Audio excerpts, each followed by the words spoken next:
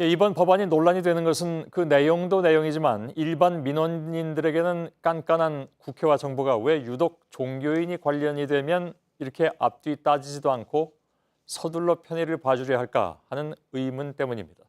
경제산업부 송지혜 기자가 나와 있습니다. 자, 종교인 과세는 말 그대로 진통 끝에 작년에 어렵게 시작을 했습니다. 근데 일반 납세자에 비해서 부담을 줄여준 것이 사실 따지고 보면 이번만도 아니라면서요? 네, 맞습니다. 일단 과세는 시작했지만 종교단체의 반발로 여러 가지 예외를 뒀습니다. 예. 우선 종교단체에서 종교활동비 명목으로 지급하는 돈에는 세금을 매기지 않습니다. 또 근로소득보다 소득 공제율이 훨씬 높은 이 기타 소득으로 신고할 수 있습니다. 예. 필요경비라고 해서 최대 80%까지 공제를 해주기 때문에 일반 근로자에 비해 세부담이 적습니다. 예. 그리고 사실 세금보다도 받는 돈이 더 많다는 얘기도 있는데 그건 좀 이따 하도록 하죠. 네. 구체적인 사례로 세부담을 비교해보면 어떻습니까? 네, 가령 이 연봉 5천만 원을 받는 종교인이 매달 소득에서 떼이는 원천 징수액은 같은 연봉대 일반 납세자의 절반인 5만 원입니다. 예. 연소득 4천만 원인 경우는 이 차이가 22배로 커지는 등 소득이 낮을수록 격차는 더 벌어집니다. 예. 작년 1월부터 종교인 과세가 시작이 되긴 했는데 실제 세금이 그러면 얼마나 거쳤는지 그건 파악이 됩니까?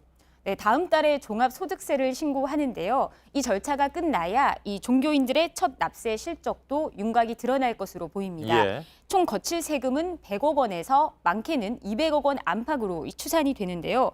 상당수 종교인은 소득이 적어서 이런저런 공제를 감안하면 이 세금을 내지 않아도 되는 면세 범위에 들 것이란 관측이 나옵니다. 예. 실제 조계종이 지난해 승려 4,200여 명을 대상으로 조사했더니 56%가 연소득 1,200만 원 미만이었습니다. 이렇게 되면 전체의 절반 이상은 세금을 내지 않아도 될 것으로 보고 있습니다. 예. 한편에서는 조금 아까 하려던 얘기인데 종교인이 내는 그런 세금보다도 정부가 주는 지원금이 더 많을 수도 있다. 그러니까 이런 표현이 어떨지 모르겠지만 배보다 배꼽이 더 크다 이런 얘기도 나오고 있는데 그거 무슨 얘기입니까? 네, 정부는 일은 하지만 이 소득이 적은 가구에 근로장려금이라고 해서 소득을 지원하는데요. 예. 이 종교인도 소득을 신고하는 만큼 올 5월부터 신청을 할 수 있습니다. 예. 이와 관련해 국회 예산처가 2013년을 기준으로 개신교 교직자 14만 명 중 소득이 적은 8만 명이 근로장려금 737억 원을 지급받을 것이라고 추산을 한 적이 있습니다. 예.